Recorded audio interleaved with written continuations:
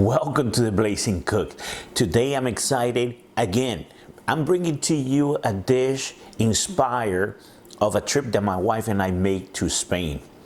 They call it pincho or torta de patatas, but it's basically a potato and egg cake. We're gonna have some fun cooking this dish. It's a traditional Spaniard dish.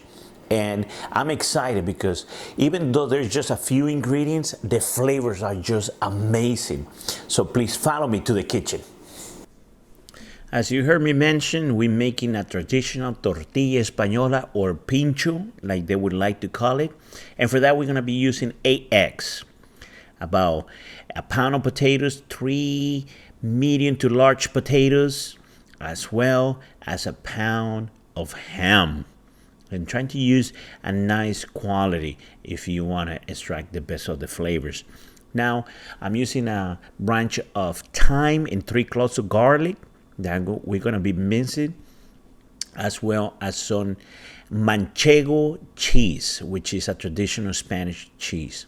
Now, if you don't have a French fry cutter like this one, to create nice little mince, nice little squares, well, don't worry. I'm going to show you exactly how you can get those nice little squares in just a second. But it's essential for the cook.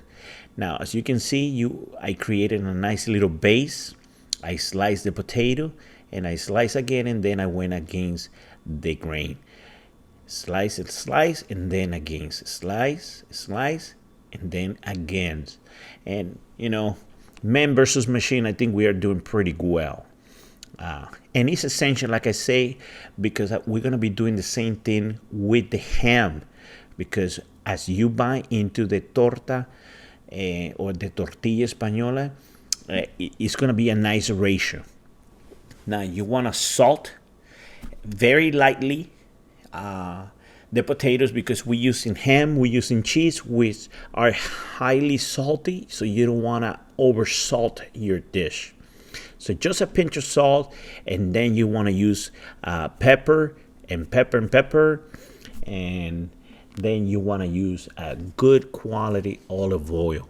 And this is essential because we are not frying the potatoes.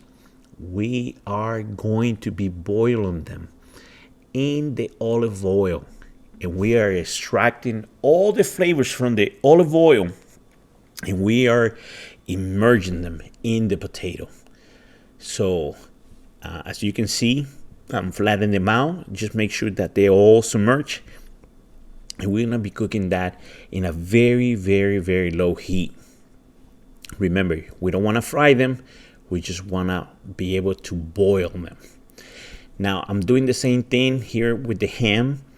I'm dicing them about the same size as I did dice the potatoes, because when you bite into the pincho or the tortilla española, it's just like a explosion of flavors, and it's very balanced, the potatoes and the ham with the eggs. Now, I'm mincing the garlic, but one tip, you do not want to put the garlic in as the potatoes are cooking. You want to put them in towards the end, probably 3 to 4 minutes before the potatoes finish cooking is when you want to put them in, because garlic cooks very fast. You don't want to have burnt garlic in there. So we're going to add the thyme and the garlic 3 to 4 minutes towards the end.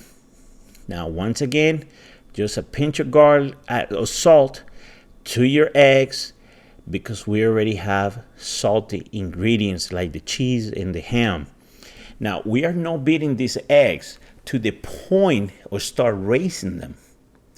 We just want to be able to incorporate them.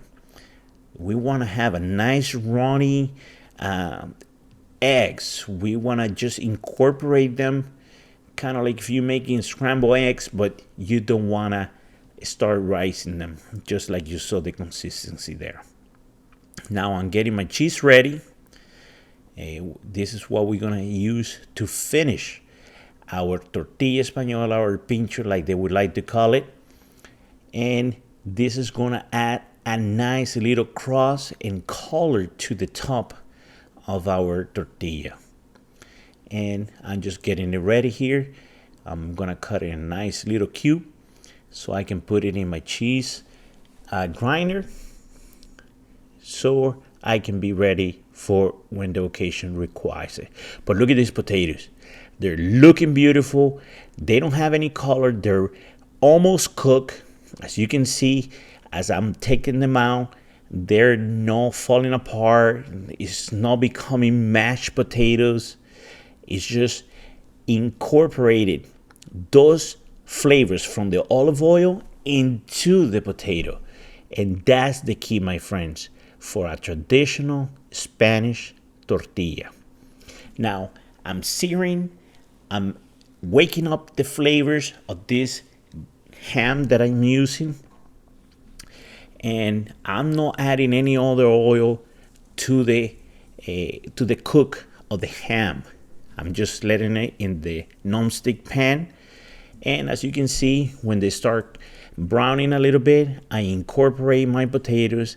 And as I'm turning them, they're not falling apart. Once again, this is essential for this traditional Spanish tortilla cook. You don't want smush potatoes. You don't want mashed potatoes. You want the nice diced potatoes that you make at the beginning that will match the texture and consistency of the ham that you also cook. Now I'm just mixing, incorporating them together because it's time to add the egg. There's no more mixing. There's no more turning around. There's no more turning. This is it. Incorporate the eggs and just let everything cook. All I'm doing now is just giving it a little shake just to make sure that the eggs go all the way to the bottom of the pan and everywhere in between the ham and the potatoes, as well as working the edges, because when everything is done, we are removing this as a whole into a cutting board. So you don't want to have this falling apart, which will happen if your potatoes are overcooked. And as you can see, my eggs are getting to the point that they're almost done, but not quite. So that's when I'm popping them up in the 350-degree oven. And before they even done, this is the perfect time to start adding your cheese. There's no time. You gotta just keep an eye on them. And when you add your cheese, as the cheese melt, the potatoes, the eggs finish cooking, and then you will be rewarded with a beautiful traditional Spanish tortilla, just like this one. At this point, I'm letting mine rest, but I like to add some dry herbs to it. And just to awaken those herbs, I add a drizzle of olive oil and I put it to a side, because it is at this point that we are going to start making our mimosa. And for that, I'm using a Luna Nuda, or Naked Moon. It's a Prosecco, which is a dry or extra dry champagne, which is essential for making a good mimosa. One tip that I can give you is leave your oranges. Don't use store-bought orange juices, just use fresh ones. But leave your oranges overnight in the fridge. Why? Because as you're extracting the juice is cold versus using oranges that are warm or just room temperature. See, cold champagne calls for cold orange juice. And one way that you can do that is by just leaving your oranges, just like I did, overnight, cut them, and extract the juice. Some people like the pulse, but I like a nice silk smooth. Talking about cold, a cold glass to go with the cold champagne. And for that, we're using a ratio of a 1:1. Half of the glass of champagne and half of the glass of the cold orange juice.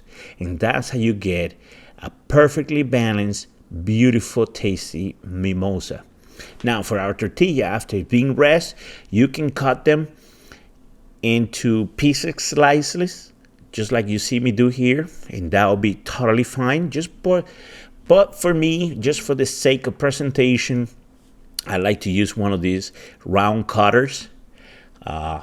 This is a pretty large size. It's about 4.5, almost 5 inches in diameter. So this is it. I just cut it into a perfect circle. I'm gonna add another layer of cheese, as well as another drizzle of olive oil.